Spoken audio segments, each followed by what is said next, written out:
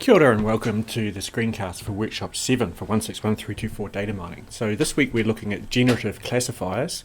So you remember that those are the ones that we generate the probability of the class given the features, given the predictor variables, using Bayes' theorem. So we first estimate the probability of the features within each class, and then we use Bayes' theorem to reverse that conditional probability. So we're going to look at these at three models: linear discriminant analysis, kernel discriminant analysis, and naive Bayes. These were covered in lecture 7. And we're going to start with some synthetic data that has been generated so that we can easily see the difference in how these models perform, and there are situations where we can tell based on the model assumptions how they should perform. So we can then assess whether or not the model assumptions line up with reality when fitting to particular data sets. So we're going to look at some synthetic data first. Note that we're going to need to do KDA, we're going to need the tidy KDA package, not dataset. That's not on CRAN. So CRAN is the repository that you usually get your packages from. Instead, it's a package that I've written to wrap, to basically provide a tidy models interface to the KS package, which performs kernel density analysis, because there wasn't one already. And you can install it with this command here. It doesn't require RTools or anything like that to be installed on your computer. You should just be able to run that, and it will pull the package down from my GitHub and install it for you. Do let me know if you have problems with this, and we can help diagnose. Right, so I'm going to start by loading on my packages and reading my data in. And we're going to start by having a look at these data. So let's have a look with some. So we'll just look at the training set.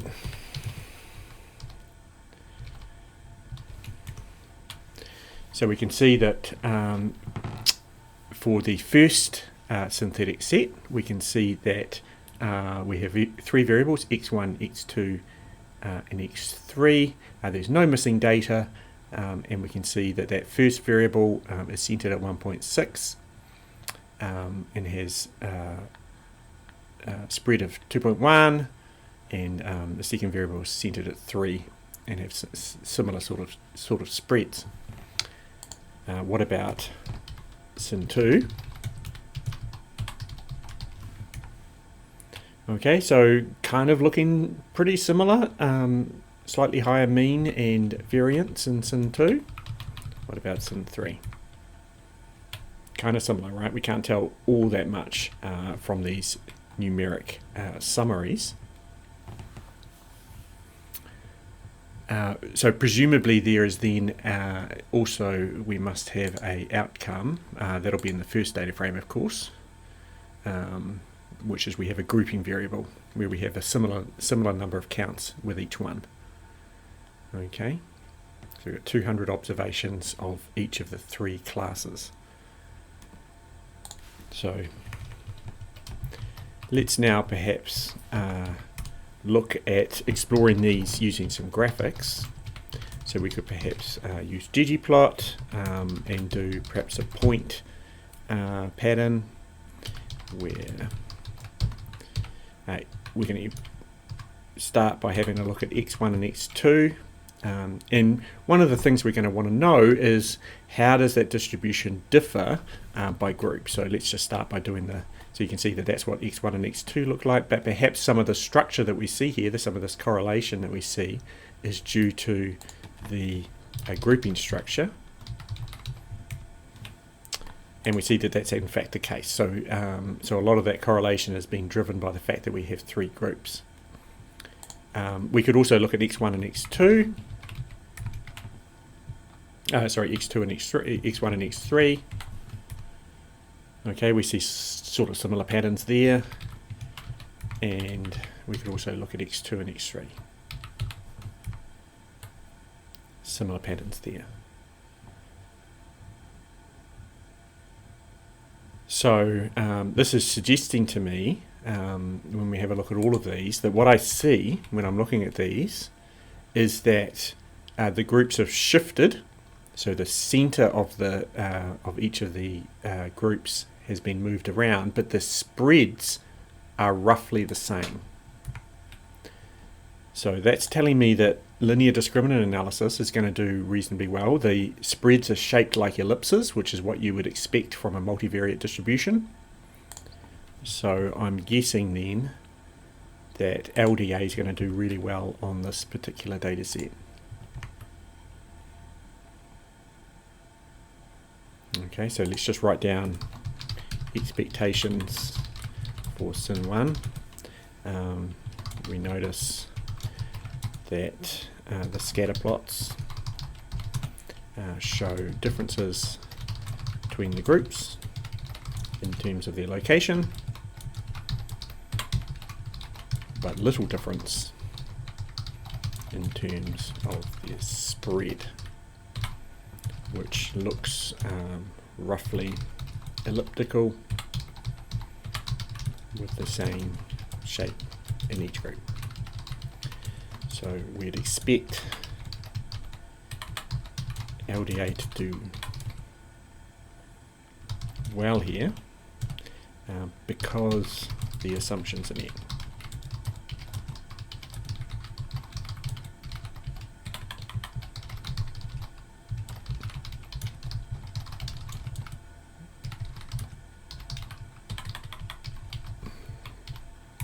Okay, what about SYN2?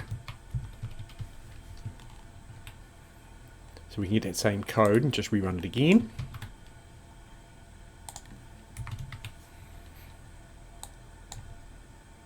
All the variables are the same, so this should be quick enough. Okay, so now we see quite a different picture. So here we can see that the spreads in each group are clearly different. Okay. I also noticed that there's no correlation. So up here there was some correlation. So we might want to add that in. Within each group, there is some correlation, a lack of independence. And that's going to be important because, of course, naive Bayes assumes independence. And if independence doesn't hold, then that's not going to make any sense. Okay, so in this one, there's no difference in the center. The centers are all the same, right bang in the middle of this sort of target shape, but the spreads are vastly different. Perhaps there is, within each group, there's not really any correlation. We just got a sort of a circular blob or an elliptical blob that doesn't have any angling to it. So for SYN2, we see there is no difference in group means. So LDA is going to perform poorly, and there's a difference in covariance, variation in each group, within each group. The predictors look like they might be independent. So naive Bayes might do okay.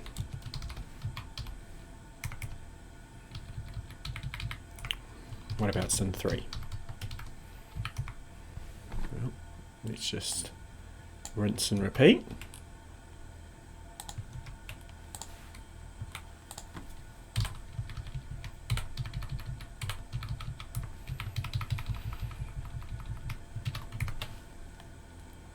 Okay, right, so again, very little difference in terms of the mean. So the mean is located right in the middle.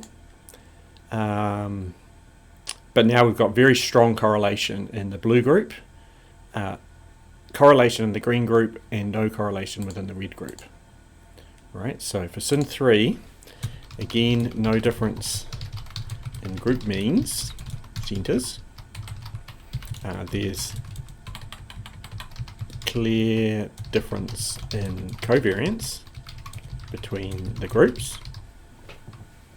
The The blue and group shows a very high degree of correlation, thus we'd expect naive Bayes to do poorly, right? Because that's assuming independence, and independence here does not hold, at least in the blue group. Okay, so that's kind of what we'd expect given the knowledge that we have about the three methods, and given what we observe in our exploratory data analysis. So the EDA step is quite important in cases where the number of dimensions is quite low, so the number of variables is quite low. It gets a little bit less useful as you go, as you get many more variables, as we'll see later on when we look at the forensic glass example. Okay, so we're going to start by implementing an linear discriminant analysis for the first data set, right? So we use the discrilinear function, which comes from the discrim package. You may have to install that if you haven't installed it already. And then we just use the standard tidy models setup.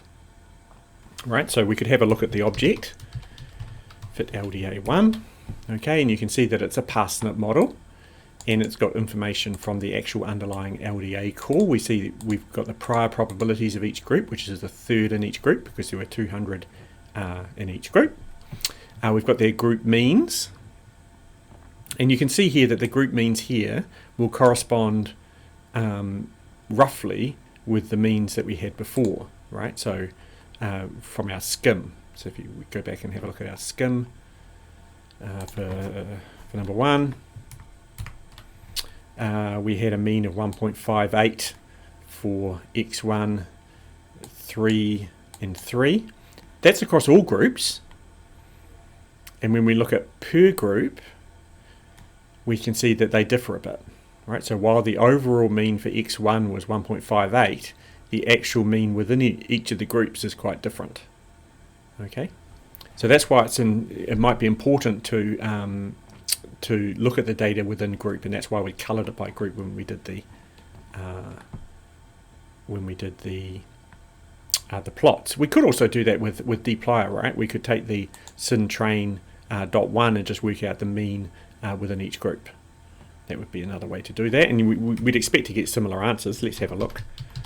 So we could go, we could group by group, and then we could summarize mean of x1, mean of x2, mean of x3. I guess I could, let's be fancy. Similar across x1 to x3, we'll do the mean. Okay, so here are the group means computed using just directly, and we could compare that then to our LDA. So there's our LDA, and there's our group means computed by hand, and you can see that they are the same, right? So that's all that LDA is doing to compute the groups. It then additionally uses the covariance within each group, or that's fitted across each group, so that they're pulled together. Essentially what happens is for each observation you subtract the group mean off, okay, and therefore that basically cancels out the movement between the groups, so that each of the groups basically move on top of each other and are centered at the origin, so 0, 0, 0 for x1, x2, x3, and then you compute the variance, the covariance of the remaining data. And it uses that covariance to sort of rotate the data such that it lines up on the axes, and it then uses that to compute the linear discriminant. So that's where these formula here come from.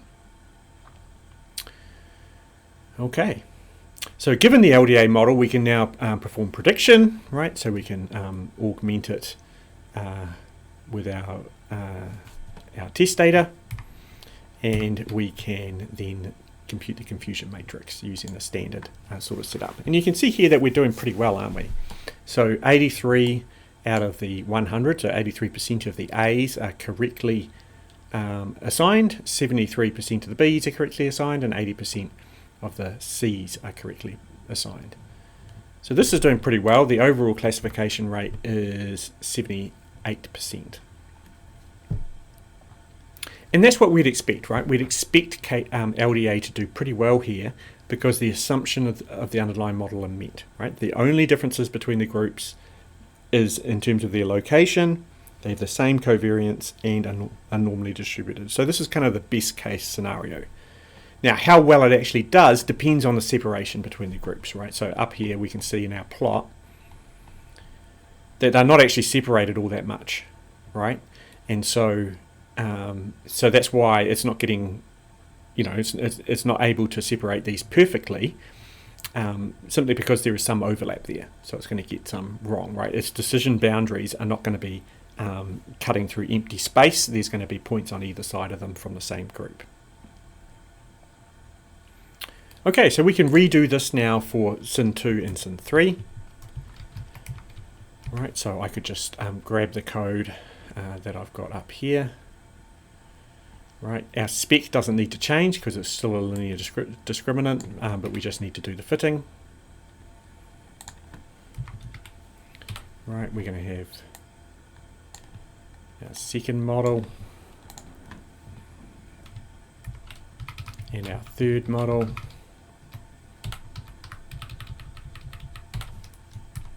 Right, and when we look at these, then we'd expect again the means from that second model are essentially all the same, or roughly very much all the same, right, aren't they? So we've got 1.7, 4.8, and 4.1. This one differs only a little bit. This one differs only a little bit. And the same with LDA 3. So if we look at LDA 3, again, the group means are roughly the same in each one, right? So there's very little difference in terms of group mean here. So the LDA is going to do poorly because of that, but also the other assumption that LDA is making in terms of the multivariate distribution with the same covariance, these groups do not have the same covariance in each of these cases. So that assumption is also broken. So the way it computes the linear discriminants is going to be very poorly done. So we'd expect this to go well, to go poorly rather. Okay, now we could obtain predictions. Again, we can just copy our code from earlier. All right, so here's our predictions.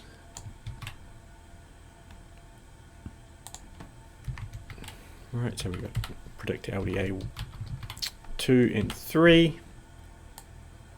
Just make sure you update all your 1s to 2s and so on.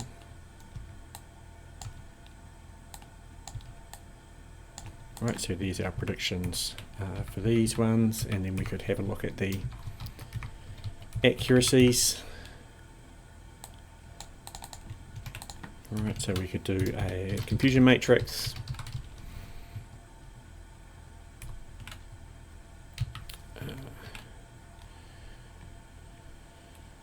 Got to tell it what's the truth, of course. Okay. And the same for LDA 3. Okay, so you can see here for LDA 2, we're only getting 40 out of 100 of the A's correct. Similarly, we're only getting 40 out of the 100 B's correct, and we're only getting 18 out of the 100 C's correct. So all up, we're getting 98 out of 300 correct, which is roughly 1 in 3, isn't it? So we're getting 2/3 of them wrong, 1/3 of them right. In fact, that's equivalent to guessing, right? If we just randomly generated A's, B's, and C's with equal weight, we will do just as well as this model. And that, of course, is because the assumptions aren't met. Similarly, this one here, we're doing slightly better. We're getting 110 out of 300 correct. Again, it's roughly 1/3. We're essentially guessing. Okay, and we can confirm that, of course, by computing the actual accuracies.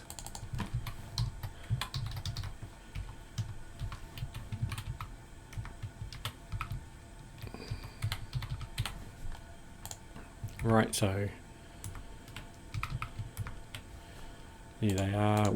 Our accuracy is 32% and 37%, right? So does the classification performance make sense? In this case it does it? Yes, the performance makes perfect sense. we find that LDA does well on the first data set, SIN1, where all its assumptions are met. It does poorly on SIN2, as there is no differences in group means, as there is little difference in group means and the covariance.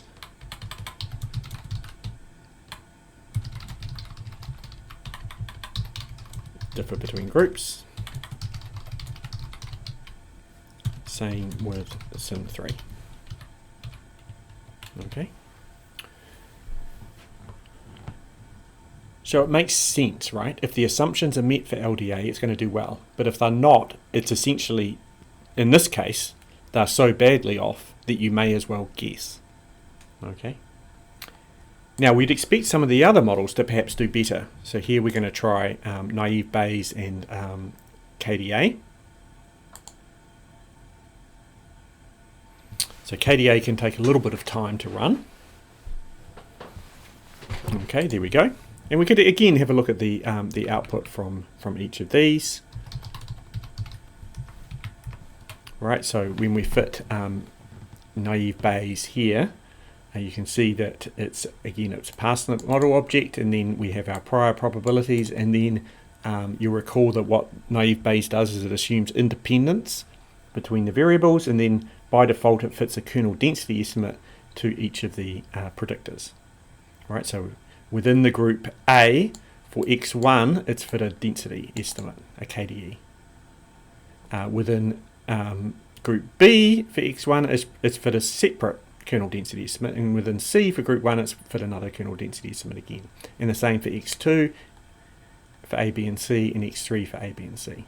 And then it just multiplies those up, so it takes the product thereof. So for the joint distribution within group A, it's just the product of x1a, x2a, and x3a.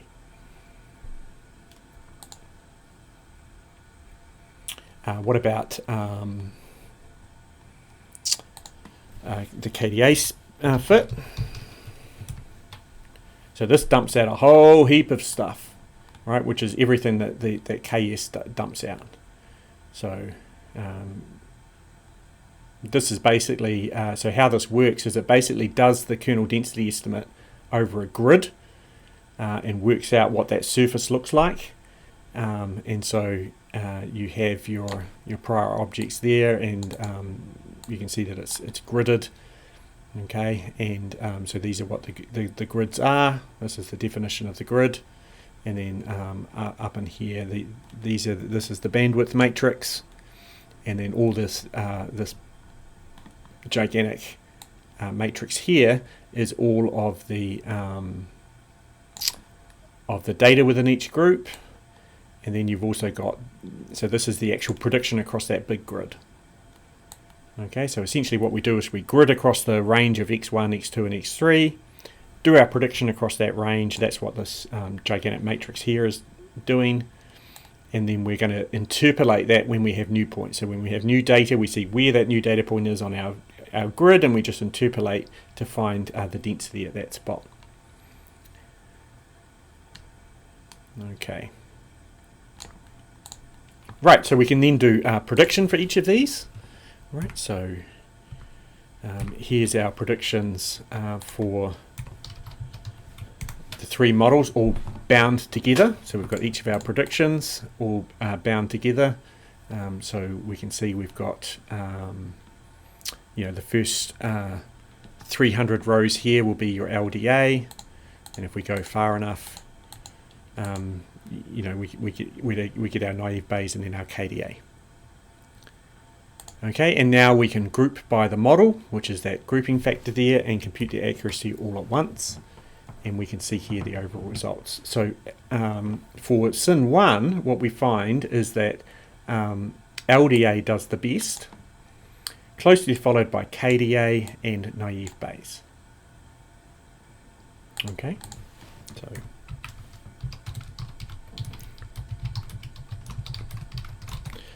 and the reason LDA does best, of course, is that all assumptions are met.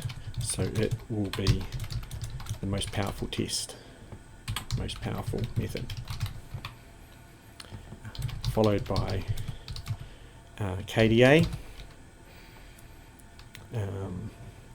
fitting a density to a multivariate. Normal generally does well, so that's why that still does well even though it's more general, and naive Bayes. The predictors aren't independent, but the correlation isn't too strong. Right, so all the methods do okay, LDA does the best.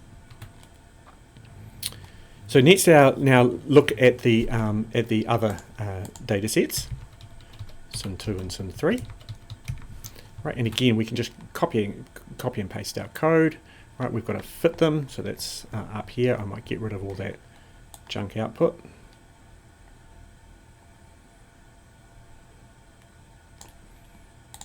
Right, let's grab that block there. It's doing the fitting. Right.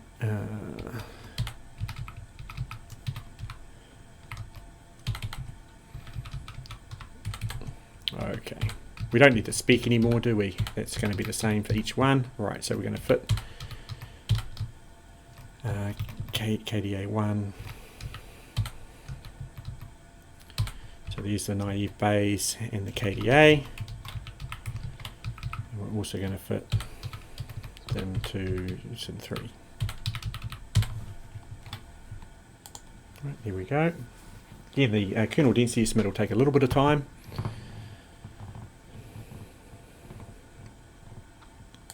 And then we could do predictions.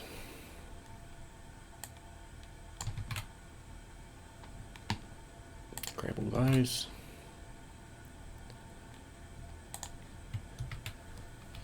Right, so we're going to predict naive Bayes 2, KDA 2, SIN 2, and bind up our predictions. Right, and then repeat that again. So I'm going to do a wee trick here to find in my selection 2, and replace it with 3. There we go. Save me typing quite so much. You've got to be a bit careful because there might be other 2s and whatnot in there. So let's do that. So there's all our predictions done, and then we can compute the accuracies. Alright, so pred2 group by model, and then we want to do the accuracy. Right, so these are accuracies for the second one, and these are accuracies for the third one. Right, so let's run them both. Right, so for the second setup, what we see is that naive Bayes does marginally better than KDA, which both do extraordinarily better than LDA. Right, and then number 3, KDA does best and LDA and naive Bayes both do poorly. And I think that makes sense, right? So for the second model, you remember this is the one where the group means didn't differ. The covariances were different between the groups, so the spreads within each group was quite different. But they were independent, right? The spreads looked like just a circular blob. So the independence assumption of naive Bayes here holds. So while the groups means don't differ, the independence assumption does hold, and thus naive Bayes is providing an easy way to fit that data. For number 3, again, the group means didn't differ, the covariances differed, but there was very strong correlation present, particularly in the blue group. So naive Bayes does very poorly because the independence assumption doesn't hold, right? So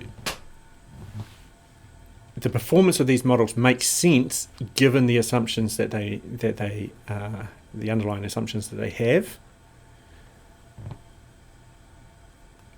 And so for each case, the model that we expect to do best, in fact, did do best.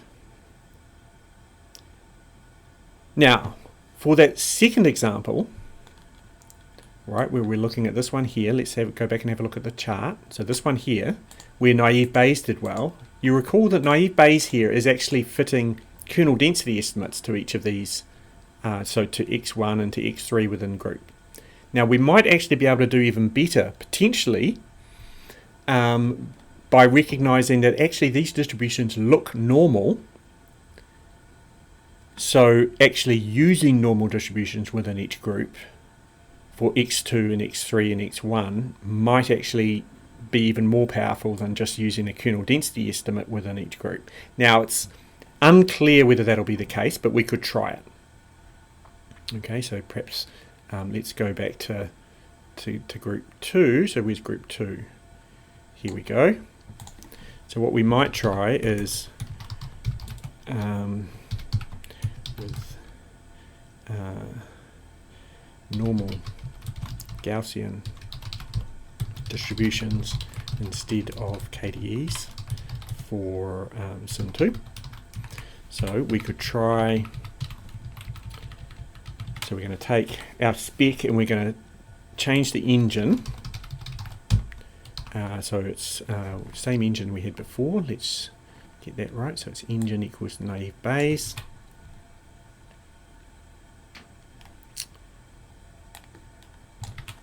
Okay, but then we're going to say use kernel equals false. And then we're going to fit.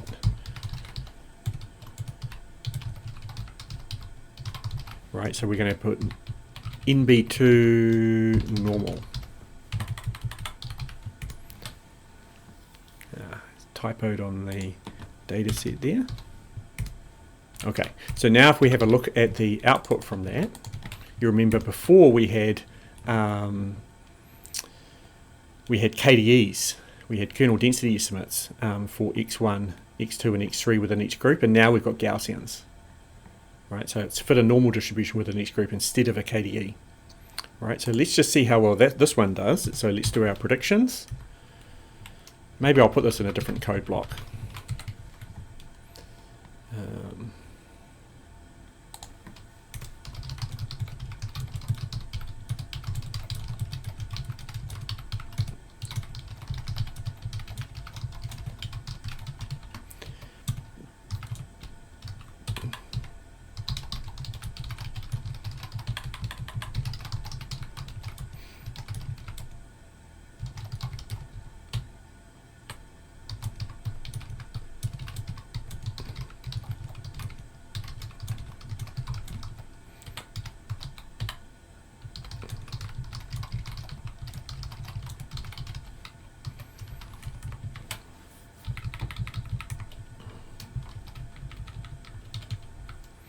Right, so we can then do our prediction.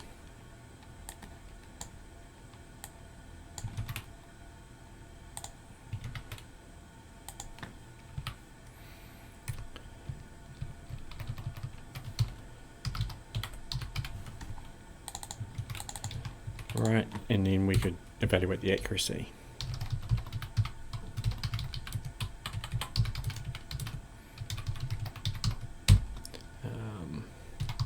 Truth is our group, estimate is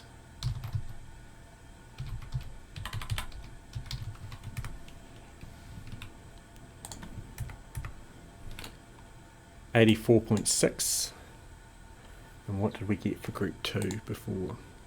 82.6. So we've done even better. Right, let's put it together with that, perhaps. So we'll bind them up. Where's pred 2? This one. So that we can see them all at once.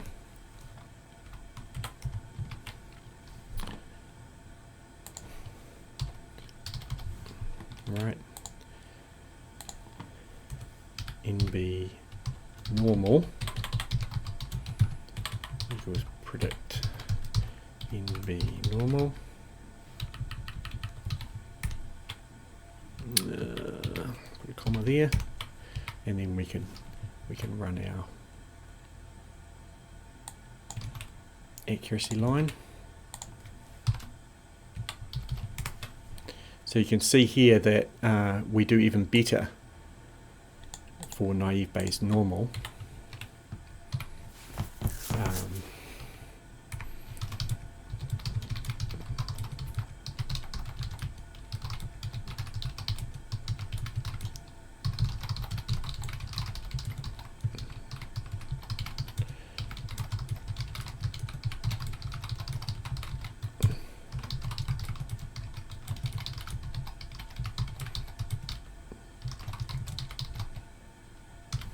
Right, and so primarily the reason that we don't do that much better is that fitting a KDE in one dimension, right? We're fitting a separate kernel density estimate to each to x1 within the group A. You've got 200 observations there, and so you're going to do a reasonable job of the KDE anyway. And thus, you can't eke out all that much more performance by the more powerful method of fitting the known distribution.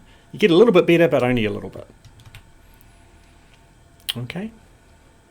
So overall, when the assumptions of the method, of the more powerful methods, LDA, NB, are met, then they generally do best. The more general methods, KDA, generally do okay, but maybe not as good when the more powerful methods assumptions fit well. Okay. And this is like this is generally true of all statistics, right? If you've got a powerful method that makes strong assumptions, if you've got a method that makes strong assumptions, then generally it's going to be more powerful, i.e. you'll be able to extract more information from the data if the data follows those assumptions. So this is the reason that we use t-tests, for example. So t-test is the most powerful method of evaluating differences between means if the assumptions of the t-test are met, right? So the data aren't too strongly non-normal, or you've got large sample size. There are other methods that are more powerful than the t-test when those assumptions aren't met. So if the data are very skew, and you don't perhaps have all that many data points, then there are other methods that might do better. So there's Mann-Whitney tests, for example, might end up doing better in those examples than a t-test does, right? So a t-test is one of these general tests that does really, really well when the data are either plentiful or aren't too skew. But in the case where the data aren't plentiful and are quite skew or non-normal in some way, then there'll be other methods that will that are sort of more general that will be able to take over and give you a better answer. Okay, so now we're going to have a look at something that's a bit more realistic by looking at some data on glass from forensics.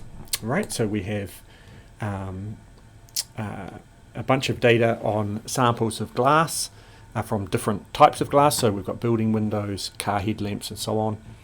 And are described by refraction index as well as different oxides present in the glass. And the idea is that different formulations of glass are used for different tasks, right? So given a piece of broken glass, you can basically see what oxides are in that glass, and that helps you tell where that glass might have come from. Okay, so we're going to take our data, we're going to read it in, we're going to convert the outcome variable type to a factor, and then we're going to split it 75-25 into a training set and a test set. Now we're going to start by assessing how the training data looks by assessing the shape of each predictor. Okay, so for example, do they look like normal distributions, right? So here we go here. So this is the shape of each one. So again, I'm using the usual trick of I want to plot a bunch of variables at once on the same plot, so I'm pivoting longer to make it untidy so that I can then have name value pairs, and then I can facet by name to get a common axis. Okay, and we get this. So you can see here that we've got 9 predictors. We've got aluminium oxide content, barium content, I guess that's calcium, I suppose, iron, potassium, magnesium, sodium, the refractive index, and silicon. Okay, and you can see that some of these look relatively normal, so the sodium and the silicon perhaps, maybe the calcium, though it's got a broad tail, but some of them don't, like potassium and barium, for example, and magnesium don't look strongly normal, and nor does iron. So I'd expect, looking at this, that LDA is probably not going to be the best.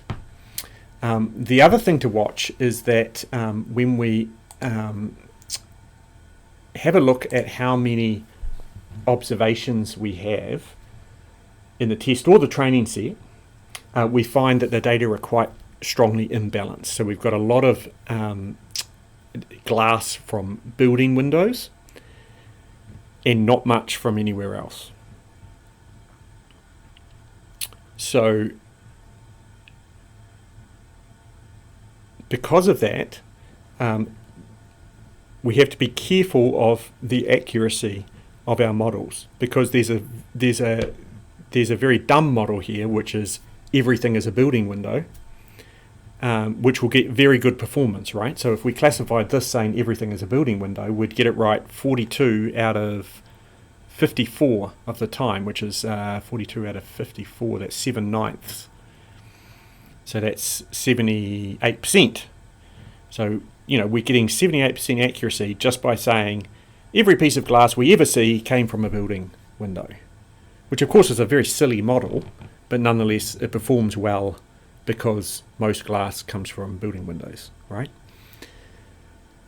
So when we actually have headlamp window or tableware window or tableware glass or headlamp glass, we're going to get it wrong all the time, but that doesn't matter in this dumb model because we're assuming that the prevalence of building windows is so much higher. But nonetheless, that gives us a useful baseline, right? So sort of 70-80% is what we should be expecting a model to be able to do, because a very dumb model can do that well. Okay. Now, one thing about these plots, this plot here, is that this is all the types of glass all at once, right?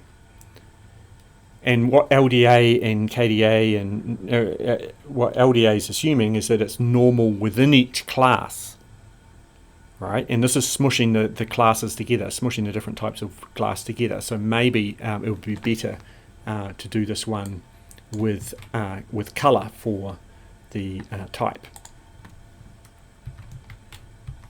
Right. So what we want to do is we want to add in color by type. Right, so when we do that, we can see that, yeah, it's still pretty non-normal, isn't it? You've got 2 peaks in the magnesium here for the window building and window vehicle glass. Still non-normal looking things in these ones. But you can see that some of the variables do seem to be separating things reasonably well. So the sodium, the peaks in the different curves are in different spots.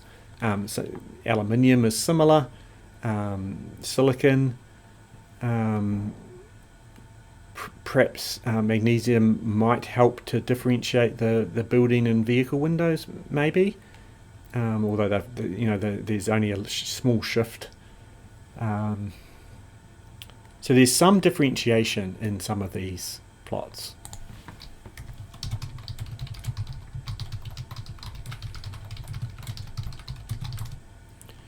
Or sodium, aluminium, silicon.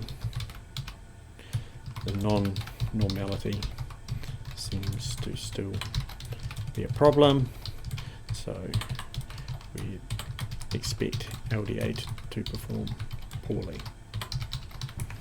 Okay, Now, in terms of the scatter plots, one way to do that is with the ggpairs function in the ggli package. So ggpairs, we're going to have to library ggli, and then ggpairs on our data set. So we'll just chuck glass.train at it.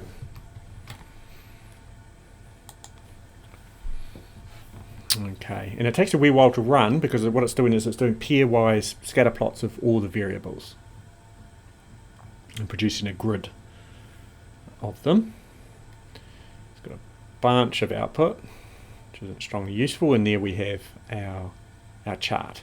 All right, so here's all our scatter plots. So this is the scatter plot of Ri versus Na, so refractive index versus sodium, refractive index versus magnesium is that one there, refractive index versus aluminium, and so on. And so this one here is going to be aluminium versus calcium. Okay, in the top right it's correlation, which is probably not strongly useful here, though we could maybe say something about whether naive Bayes would hold, right? Because if there's significant correlation, then independence isn't met. We really want this plotted by color, by type, so that we can differentiate groups on this plot. So let's go back up here. We'll get rid of that bit. And so we're going to add in mapping equals AES col equals type.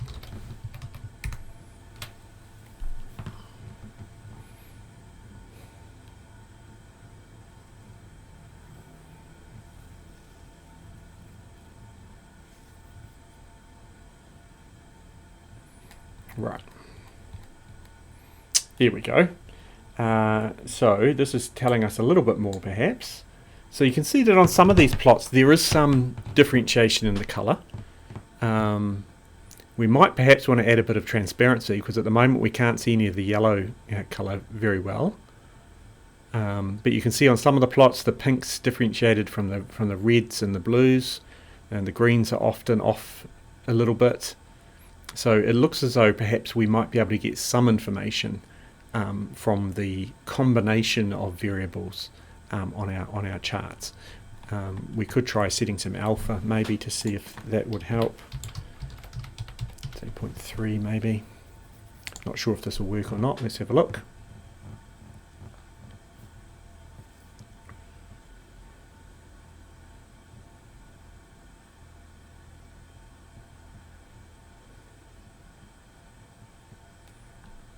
Okay.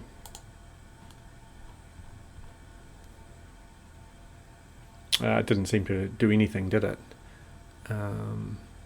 So obviously that parameter is ignored. We might have to look in the help to find out how we might be able to do that. I don't know whether that's going to be easy to find. Let's have a quick look. Not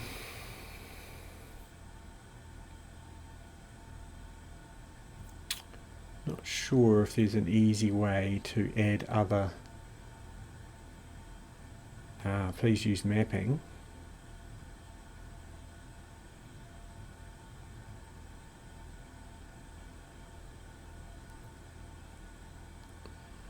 Can we feed it other things? No. Can't see how to feed it other.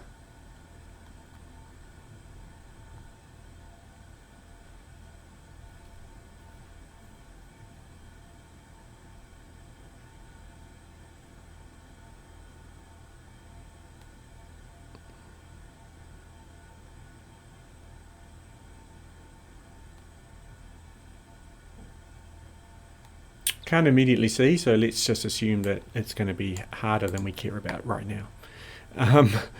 Might have a look at that later.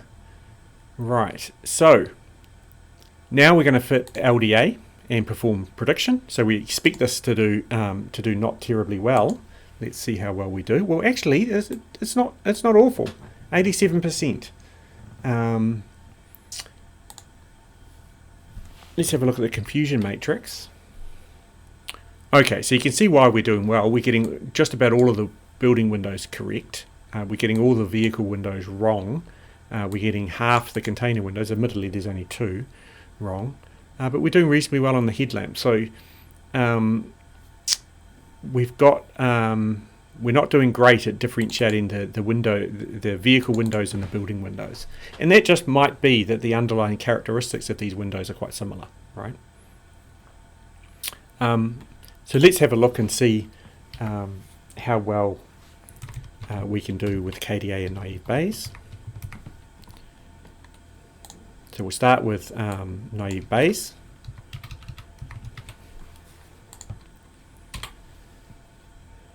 Here we go, grab all that, and we'll just update this accordingly. Alright, and so we're going to go glass.nb. So we're going to do naive Bayes, engine equals naive Bayes. And we're going to fit our type to our glass.train, and then we're going to do our predictions and look at our accuracy. Alright, so let's run that, see how well we do. Okay, so 85% accuracy. We might want to look at the confusion matrix as well.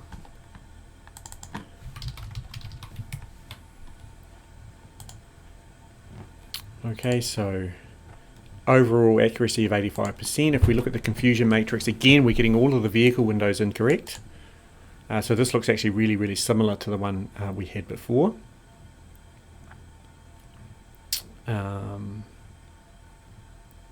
Headlamp is doing slightly differently. So instead of the headlamp predicting as tableware, the one we get wrong is predicting as a window, a building window. But otherwise we do okay. What about KDA?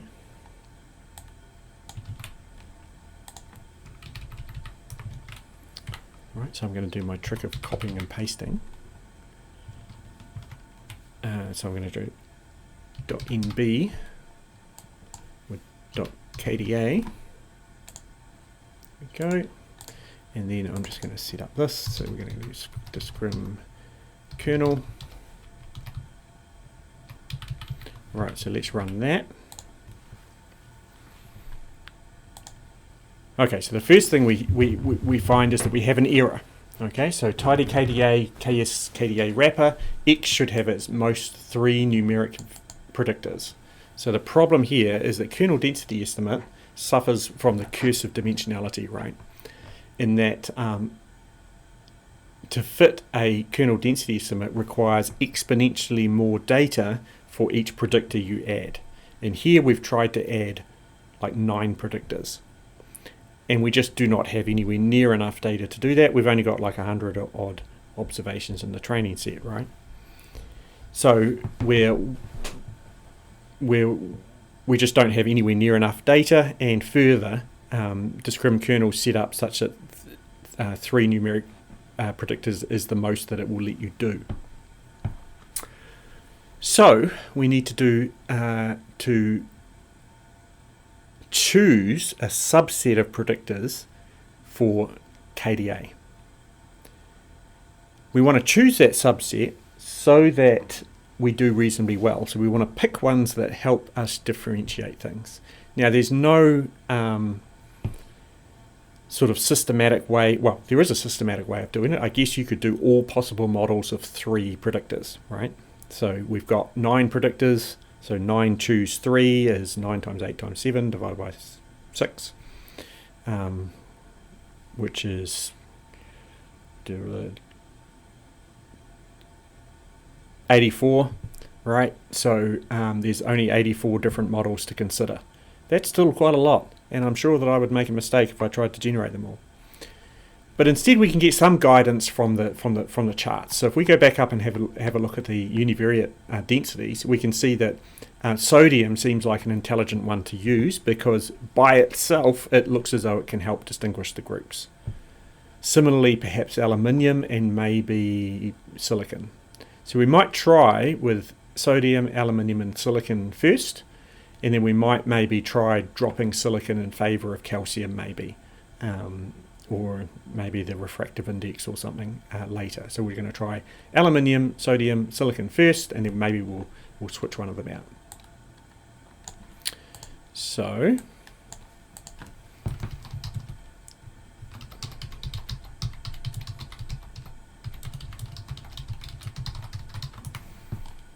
going to try Al, Na, and Si. Okay, so now it's run, and we can get our confusion matrix and so on.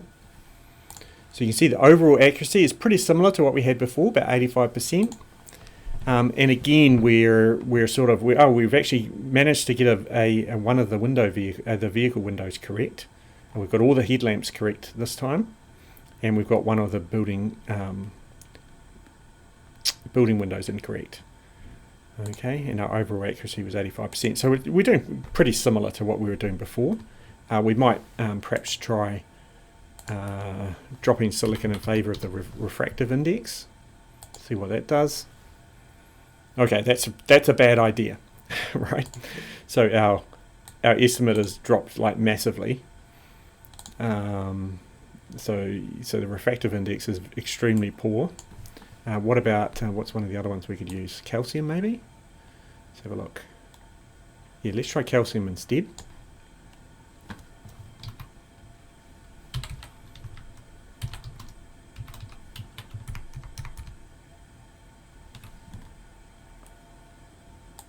Okay, and we do even better. So calcium seems to be doing better.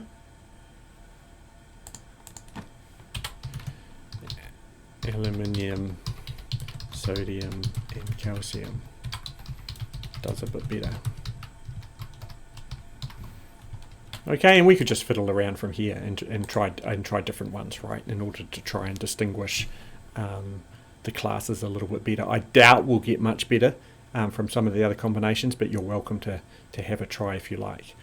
Just one thing to note, of course, is that this performance is conditional on that split into training and test data. And so one thing we might want to do is once we've decided between these models which is the best, we might want to go back and resplit the data using a different random seed and just see whether we get consistent results.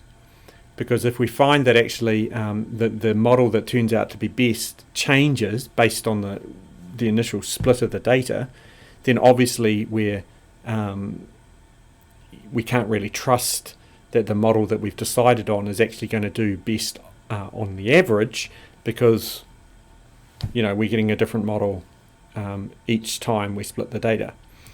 In those sort of situations, you probably want to go for the simpler model, just because the simpler model tends to be more stable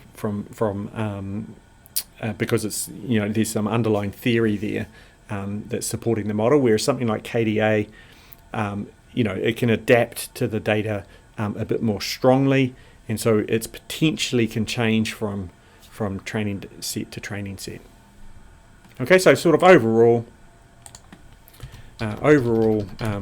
each of these models does a similar job. Good at classifying the building windows, but a bit average at some of the others, as the building windows make up most of the test set. Overall accuracy is quite high, but accuracy on some groups is quite poor. Alright, so I'm now just going to knit this document just to make sure that I've left everything working, because I've copied and pasted code a few times and so on, so I might have accidentally changed the order of things and used a variable that I hadn't defined before. And what you'll see is it takes quite a long time for this to knit. And so sort of a tip for your second assignment, where you'll have to do some classification and prediction problems, is that fitting some of these models like KDA take quite a long time, right? So you don't want to be constantly re-knitting your work because each time you knit, it's going to refit that model, and it might take a long time, and that's going to get really annoying. So my suggestion to you when you go to write up your assignment is to actually do your model fitting work in a separate R script. Okay, so just write an R script or a markdown file, it's up to you, it doesn't really matter. Use that for your model development, and only once you've kind of got the model sorted will you copy the code across into your markdown file, or you can just leave your code in a separate R document and submit that separately if you wish. Okay, so that seems to have worked. Excellent.